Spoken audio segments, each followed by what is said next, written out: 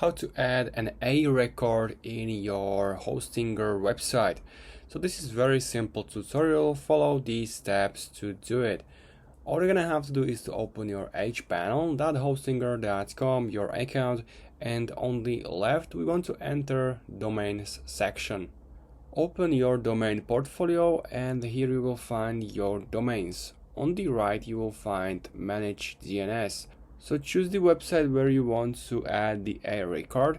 So on the right click manage DNS and here you're gonna find manage DNS records.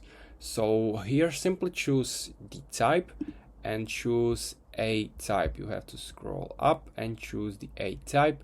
It connects your domain or subdomain to a website using an IPv4 address. So click this option.